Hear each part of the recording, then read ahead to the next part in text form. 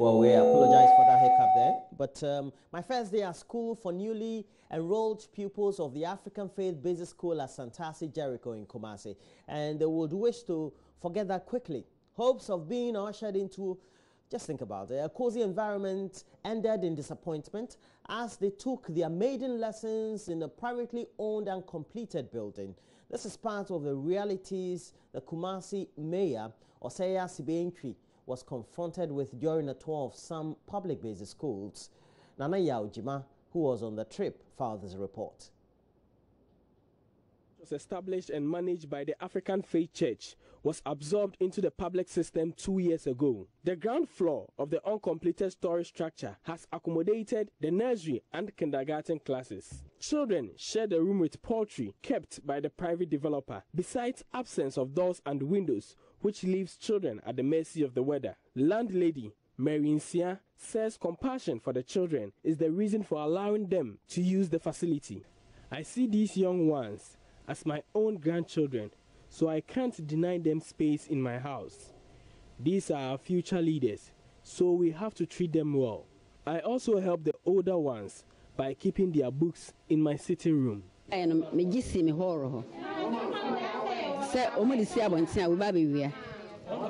the primary and junior high school levels, about 250 pupils sit under sheds. Each time it rains, school must be closed down. JHS3 students who are preparing for the basic education certificate examination have no writing board after severe rainstorm blew one away. Teachers say they sometimes have to contribute money to buying teaching and learning materials. Louise Ade is headmaster.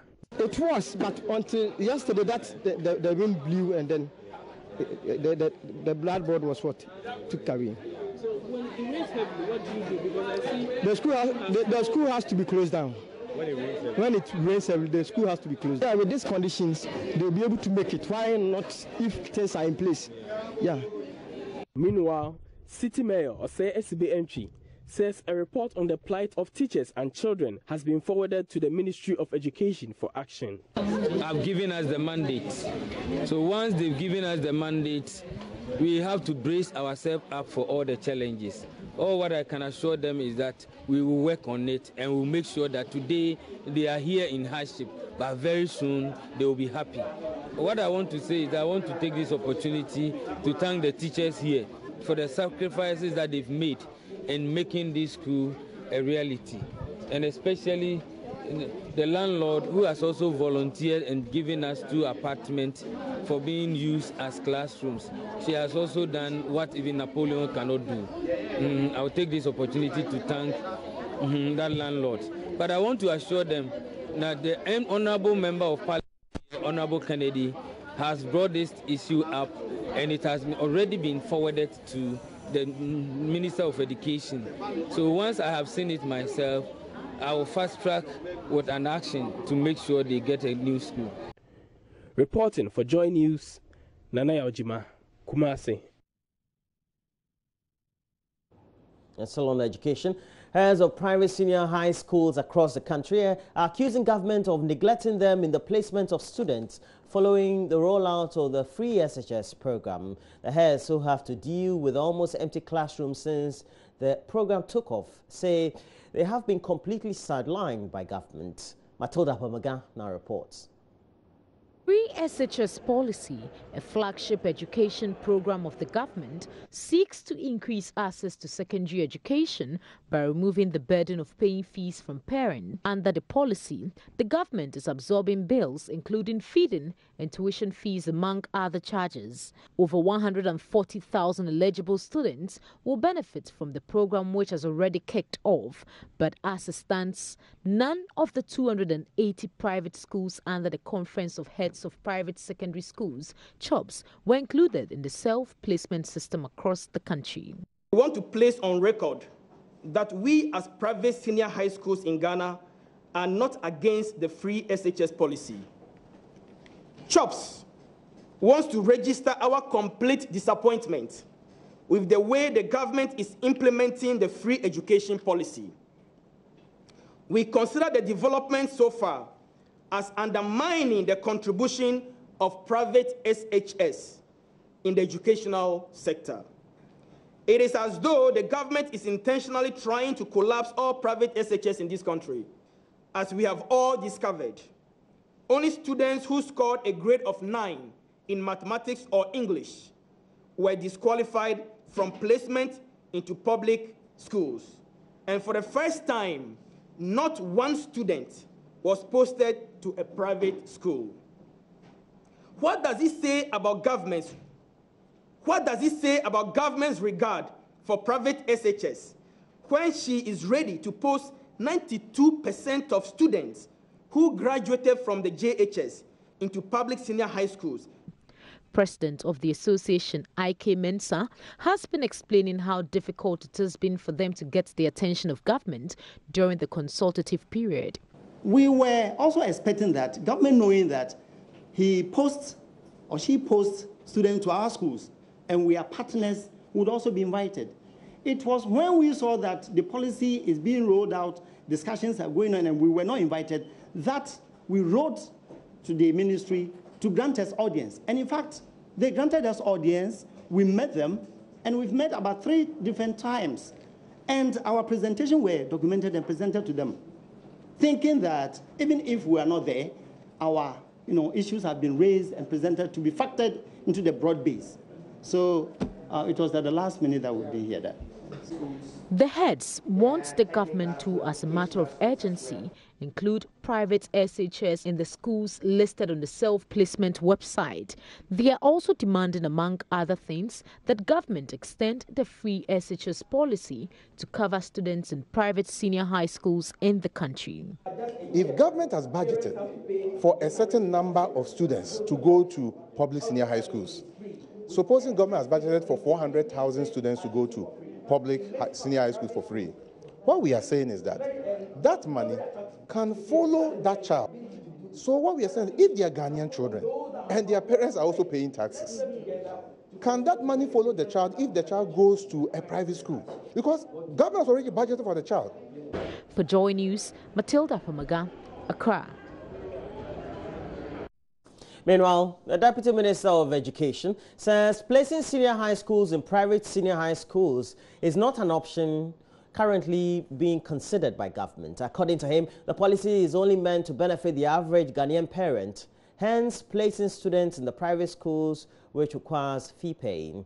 Dr. Yao Educhum first spoke about his disappointment with the heads of private secondary schools news conference without first speaking to the Ministry of Education. They haven't come to us. So if they have any issue, they should come to us and talk to us. If you talk to the press, that is fine, but you want the press to come and talk to us. Why don't you come to the ministry and say that, hey, we have this issue, and then we discuss it. This is not going to compromise any quality. We are rather introducing measures that will improve quality. These are schools that were not having access to textbooks. We are providing textbooks. Headmasters were spending so much time looking for money and ways to pay their vendors, and as a result could not even have the peace of mind to focus on instruction. And that's exactly what we are doing, so that government take care of all these fees that parents were saddled with. Headmasters don't have to be fee collectors, but rather focus on improving instruction. So if anything, what we are doing is going to improve instruction. But let me tell you, we have the secondary education improvement project, which we inherited from the NDC government, which was a good thing. We are continuing. We are meeting with headmasters. We are training math and science teachers to make sure that we improve quality in secondary school. So private, of course, private providers always want a market. But I don't think it's fair for them to disparage an existing system that has worked very well, especially at the option 3 level, just because they want to get a piece of the pie in terms of the market. Private actors have played an important role in secondary, technical and vocational education, and they will continue to do so. Private actors are in the tertiary sector, and they will continue to do very well, because we believe that we need to support the private sector to thrive. But when it comes to a government policy as free senior high school, we are sending students to public schools across the country and not private schools. I am not in a position to make that decision. All that I'll tell you is that at this time, we are focusing and we are sending students to public schools. And let me be transparent here. I also have a private secondary school and personally could have benefited, but that's not the point. And we'll be having in the studio the Conference of Heads of Private Secondary Schools, and we'll have a bigger conversation on the subject right here on the show. Meanwhile, the Ministry of Science, Technology and Innovation is advocating a dual education policy or system as a solution to Ghana's economic woes. The Sector Minister, Professor Kwabena Frimpong Boateng, says effective blend of theoretical and practical training will produce highly skilled human resource for the country. He was speaking at the FAIR's International Conference on Competency-Based Training and Research in Kumasi. Kwesi Debra now reports. The program, which lasts between 2 and 3.5 years, offers an excellent approach to skill development. It covers initial and advanced vocational education training to make students employable. The system involves cooperation between small and medium-sized industries and vocational schools. At every level, after high school, after technical school, after technical university, at any level, you should have a dual system where you can link the education system with industry. So if we take people who are in the technical school, they spend 3 days in school and 2 days in the industry. That's a dual system. You go to school, industry, where you learn, you get to know the world of work, how people work, attitudes, ethics, and so on. So that when you finish and you are working, you just integrate without any serious problem. So the dual system is very important. But before you do that, you have to identify the areas that you have to specialize. And generally, there are about 350 different professions, from bakery to automation. The conference, the first of its kind in West Africa, seeks to build a platform for producing the next generation of technologists. This will position technical and vocational education and training to spearhead socio-economic development.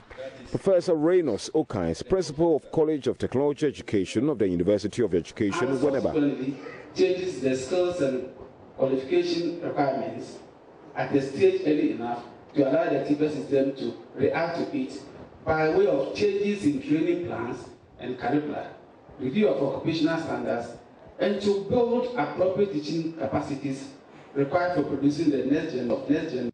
He actually had reporting for JoyNews, Kwesi Debra. From education, the family of a 10-year-old boy who died at the Tema General Hospital shortly after being given what they say is an overdose of painkillers are demanding a probe into circumstances that led to his death. The boy's mother, Mabel Senahe, says her son complained of heartburn, excessive sweating and extreme pains in the throat before he died. He had days before his death been admitted or treated at the hospital for an injury he suffered while playing football, and so the mother returned him to the facility when he started complaining of what she believed was the effects of the overdose.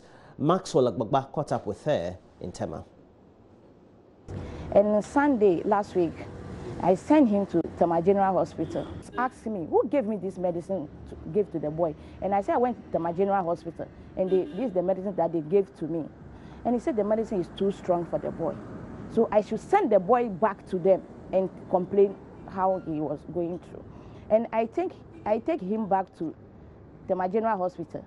And we went there on Friday, and they admit us that Friday up to Sunday. And that Friday, because of the pains he was going through and the heart is beating, they put oxygen on him. From that Friday, Saturday, and Sunday dawn by 4 o'clock, my boy is gone. This boy left me over there. I was holding this boy. This boy was suffering. crying, Mama, I'm suffering. All my throat is paining me, my stomach, my heart. It's only one doctor in that night. And the doctor also is not there. He left to go to another ward. It's only one nurse there. I was calling the nurse. The boy is complaining. And that Sunday dawn, the pain is too much for the boy. And I was calling the nurse. The nurse is sleeping there. I was calling her. Come and look at my boy. The boy is suffering too much. And she told me, she called the doctor. The doctor said the pain is normal. So he doesn't know what to do. And the boy is complaining. I was calling this nurse. Call the doctor. He was sleeping there, told me the doctor is coming. Before the doctor reached there, I was holding my boy like this, suffering, crying. Mommy, I'm suffering. All my throat is paining me, my stomach, my heart. Mommy, look at the time for me. And I'm asking, why do you want me to look at the time? He said, take your phone and look at the time for me. And I said, I will not look at the time for you. At I look at the time, it's 3 o'clock that way. And I didn't tell him. He said, no. He was complaining, Mommy, I'm going. I don't know where I'm going. No. And I'm asking, why are you saying that? Saying this to me. Why are you going? Why are you going? Stop that. Don't say that. And I was holding him like this, calling this. Before the doctor reached there, this boy was gone.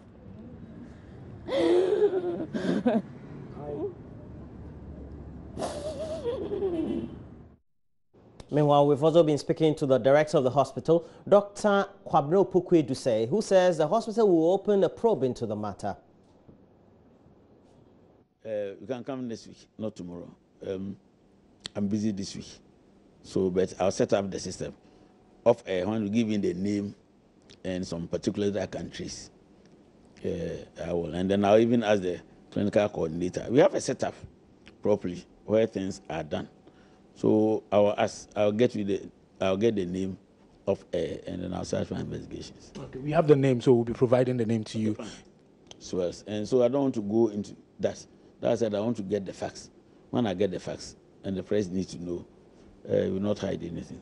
But Doc, even on the face of it, if a doctor prescribes a medicine and says that give 50 milligrams of this medicine to this patient, and then they go to the pharmacist, and the pharmacist gives them 75, doesn't it give cause to worry? The issue that you said, the pharmacy, I don't know whether it was hospital pharmacy or pharmacy in town. That's why I don't want to go into the merits. The drug, the naclofene or diclofene. There are so many things that go with medication, apart from the milligrams or the weight, and then the formulation, a whole lot of things. We have something they call abnormal reaction to medicine. I have some friends who cannot take even paracetamol. And Health Minister Kweku Agyeman has expressed shock at the condition of some 30 ambulances procured under questionable circumstances by the previous administration, and says the matter would be referred to Yoko for proper investigation to be carried out. According to the Health Minister, neither his outfit nor the Finance Ministry has documentation detailing the purchase of the 30 ambulances that cost the state about 2.4 million euros. The ambulances are currently parked at the military naval base here in Accra, where the minister visited Wednesday afternoon as part of his tour of some medical facilities in the region. The ambulance service rejected these vehicles when they were procured by the previous government, and when they inspected and they realized that they never met specification, and it was like they were not vehicles that they could use as ambulances, they rejected them. So during the transition, the report we were getting was the fact that the supplier supplied, they never accepted. And so it's like we haven't paid them and we don't owe them. Then along the line, coming forward, 3, 4, 5 months thereafter, we started getting information that, hold on, the ambulances had been paid for. So I wrote to Minister of Finance, and they said that we had paid for Minister of Health. The Minister of Health installation doesn't show any payment, and we kept on getting information that the ambulances have been paid for. And then it's like the original person the contract was awarded to we talked to him, and he himself doesn't even know seriously that the ambulances have been paid for because he hasn't received any payment, but there are indications that the ambulances have been paid for. And that is why I came to have a look at them. And at this stage, I think I don't have much options than to refer it to authorities that can do further and better investigations away from the ministry. And if these 30 ambulances had been properly procured and have got the right specifications, then Professor Zakaria wouldn't be lamenting these days for more ambulances and the rest of us in the country. Are you satisfied with what you've seen? I'm talking about the ambulance. I'm a bit shocked. You see, I shouted, it's not the best. You can easily see why they didn't accept them. It's like sprinter buses fitted with kitchen panels and then without locks, and they themselves, the technical people, accepted that they can't use these vehicles as ambulances. And that is the basis of their rejection. So now we have a battle to fight with the supplier. And if he has actually, after investigations, some monies had gone, we will look at it. Do you have a difficulty with the fact that we paid for it? Why not? Why do you have a difficulty? Look, when you procure items and the supplier brings the items, there should be somebody at the recipient end, the receiving end, who should sign documentation to show that these items have been received by the user agency. And you can't trace this documentation? There is nothing. They rejected it. The man is here and said that we didn't do the goods received note, right? They didn't sign any voucher to say that they have received the items. So whoever paid, what documentation did they use to make the payment? You understand my argument? It's an auditing process. I mean, you can't do that without certain documentation. So far as they refuse to accept the vehicles, that means that nobody should have paid to the vendor or the supplier. So we now want to find out who they paid the monies to. We are now doing investigations from my end, but it looks like I'm hitting rocks, so I will have to refer the matter to National Security or Yoko, and they will be the people who will do they will bring out further and better particulars like a judge will ask for. And that's it for the latest news highlights we have.